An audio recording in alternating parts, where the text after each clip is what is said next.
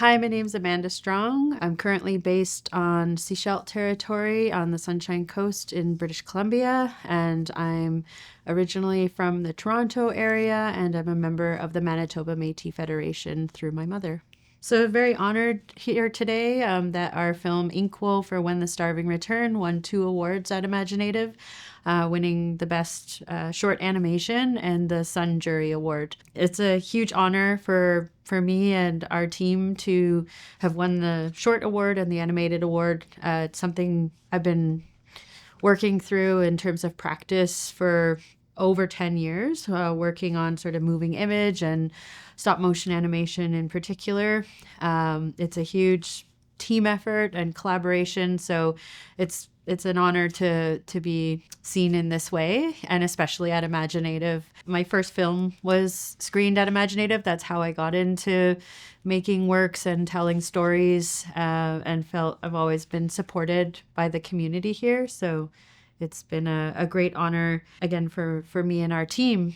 And also winning the Sun Jury Award is especially important because this award wasn't based on length. And part of the work that I've been advocating for over the years is around process. And our process takes a long time. So even though our films are short, that can take years in our case, and sometimes can take longer than a live action feature film to make. And so it's a huge honor for the work to be seen in that way. And I just want to give a huge shout out to where the story comes from, Richard Van Camp, which our film is based off of.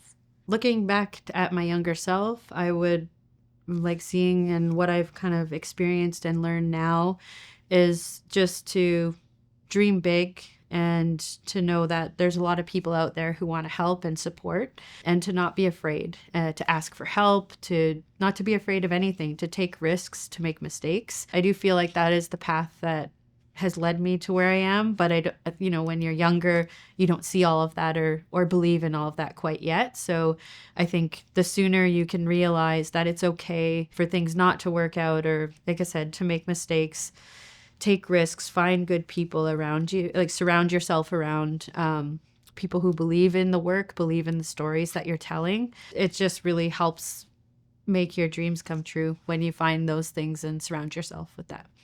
I mean, I don't work a whole lot in live action, so I know from a live action standpoint, there's been massive leaps and steps taken by many creators who are really changing the landscape of Indigenous people telling their own stories in their own ways, and working towards like ownership, owning the IP of their works, like things that just weren't possible, representation of roles and like our communities in an authentic way, which again wasn't always possible or wasn't always how things were told. As someone who's working in the animation sector, I think there's a lot of work to be done there as well around representation and making more space for Indigenous artists who want to work in animation, not just film, to tell stories. Because I truly believe animation is just an extension of cinema and film. It's not just, kids content. It's still a space to tell important stories. It's still a place to advocate for things, and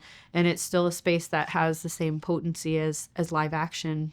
It can be blended with documentary. It can be used for fun. It can kind of go places that live action can't. And my hope is that there's more work to be done, for space to be created for other artists, and young or old, wherever you are in your life, anyone who wants to sort of explore that medium and different ways of making images move. I think for any festival to make it to 25 years is no easy feat. So I think it's amazing, but yet not a surprise that imagineNATIVE has been able to kind of make its mark and continue in a tough industry. And it's amazing that it's gain the momentum and support. And I think that really comes down to community and the artists and supporters that believe in it and know that it's something that has to continue and thrive and grow and evolve. So I think for the festival sense, I know it's going to continue. There's just too many amazing people and artists and stories, and how the festival has really like merged with other Indigenous nations,